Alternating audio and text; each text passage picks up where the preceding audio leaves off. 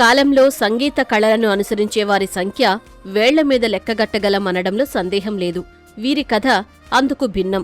సంగీత ప్రపంచంలో మంగళంపల్లి బాలమురళీ కృష్ణది అత్యంత విశిష్టమైన స్థానం. సంగీతం నేర్చుకోవాలనే తపనతో ఆ గాత్రాన్నే సాధన చేస్తూ ఆయన బాటలో నడుస్తున్నారు ఈ యువతులు. విశాఖ మ్యూజిక్ అకాడమీ నిర్వహించే సంగీత పోటీల్లో ఉత్తమ ప్రతిభ కనబరిచారు.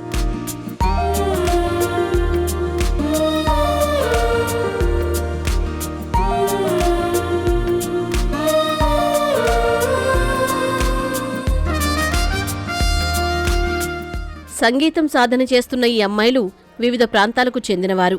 వేదికలపై మధుర గానంతో ప్రదర్శిస్తూ మంచి గుర్తింపు తెచ్చుకున్నారు. విశాఖ మ్యూజిక్ పోటీల్లో అవార్డులు సాధించడంతో పాటు ప్రముఖుల నుంచి ప్రశంసలు అందుకున్నారు.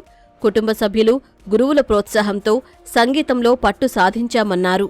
గాన గంధర్వులు బాలమురళీకృష్ణను స్ఫూర్తిగా తీసుకుని ముందుకు సాగుతున్నామని చెబుతున్నారు.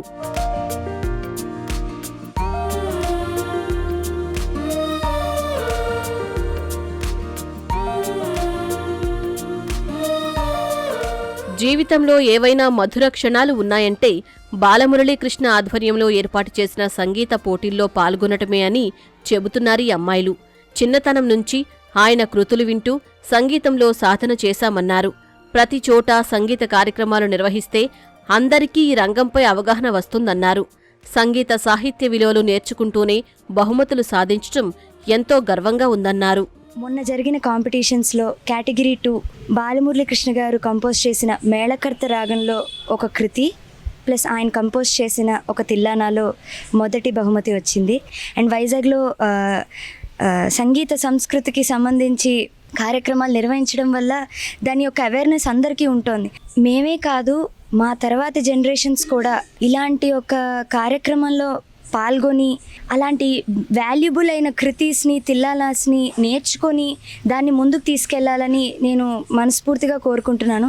ఎన్నో అకేషన్స్లో బాలమురళి గారి కీర్తనలు మాకు నేర్పించి ఆ కీర్తనలో ఉన్న సంగీత సాహిత్య విలువలను ఎంతో చక్కగా మా గురువుగారు చెప్పారు.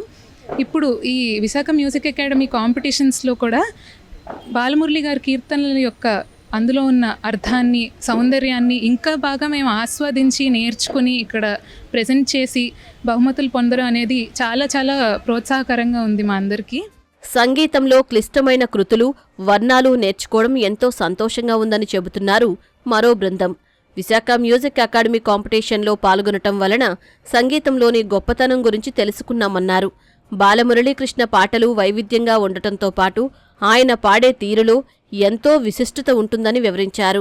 సో చిన్నప్పటి నుంచి మా ఇంట్లో మొదలైన బాలమురళి గారి గాను నాకు తర్వాత మా గురువు గారి దగ్గర కూడా వారు ఇంకా మరెన్నో ఆయన క్లిష్టమైన వర్ణాలు, కృతులు ఇవన్నీ కూడా నేర్చుకోవడం, అలాగే ఇప్పుడు విశాఖ మ్యూజిక్ అకాడమీ వాళ్ళు పెడుతున్న కాంపిటీషన్స్లో పార్టిసిపేట్ చేయడం వల్ల కూడా మాకు వారి గొప్పతనం ఎంతో ఇంకా తెలుసుకోవడానికి ఉంది. అసలు వారి కాంపోజిషన్స్ అవి నేర్చుకుంటూ ఉంటే కానీ లేకపోతే పాడుతూ ఉంటే అసలు ఇంతలాగా అసలు ఒక నార్మల్ సాధారణమైన వ్యక్తి అంత జీనియస్ కాంపోజిషన్స్ ఎలా చేయగలిగారు అన్నది ఆలోచింపజేస్తూ ఉంటుంది. బాలమురళి గారి కాంపోజిషన్స్ అన్నీ కూడా చాలా పెక్యూలియర్గా, వైవిధ్యంగా ఉంటాయన్నమాట. రాగం పాటల్లో కానీ, పాడే తీరులో కానీ ఒక విశిష్టతని కన్వెన్షనల్గా కాకుండా ఒక స్పెషల్ నేచర్ని బిల్డ్ చేసుకోవచ్చు ఆయన కాంపోజిషన్స్ నేర్చుకోవడంలో. అందరికంటే భిన్నంగా ఉండాలనే ఆలోచనతో తోడి వర్ణం నేర్చుకుని పోటీల్లో పాల్గొన్నామని చెబుతున్నారు యువతులు. బాలమురళీకృష్ణ సాహిత్యాన్ని అర్థం చేసుకుని తిరిగి పాడటం చాలా కష్టమన్నారు. ప్రతి సంవత్సరం సంగీతం ద్వారా కొత్త విషయాలు తెలుసుకుంటున్నామన్నారు. తల్లిదండ్రులు, గురువుల ప్రోత్సాహంతోనే ఇదంతా సాధ్యమైందని వివరించారు. నేను ప్రత్యేకంగా చెప్పాల్సింది ఏంటంటే బాలమురళీకృష్ణ గారి కాంపిటీషన్స్ నేను 2 years నుంచి వస్తున్నాను. కానీ ఈసారి కొంచెం ఏదైనా కొత్తగా ట్రై చేద్దామని ఈసారి ఆయన చేసిన తోడి వర్ణం తీసుకున్నాను అనమాట. దాంట్లో మొత్తంలో ఉండదు. ఆయన సాహిత్యాన్ని కూడా అర్థం చేసుకొని పాడడం అనేది కొంచెం చాలా కష్టం.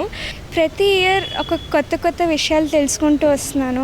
ఆయనకున్న ఆ నాలెడ్జ్, ఆ న్యూయాన్సెస్, రచించే ఆస్పెక్ట్ ఆల్సో, ఆ ప్యూర్ నోట్స్, అవన్నీ అర్థం చేసుకుని పాడడం చాలా క్లిష్టం, ఇంకా కష్టం కూడా. నాకు గురువు గారు అందరూ ఇలా నేర్పించడం నాకు చాలా అదృష్టంగా ఉంది. భవిష్యత్తులో సంగీతంలో మరిన్ని మెళకువలు నేర్చుకుని ఉన్నత స్థాయికి వెళ్లడమే తమ లక్ష్యమంటున్నారీ కళాకారిణులు.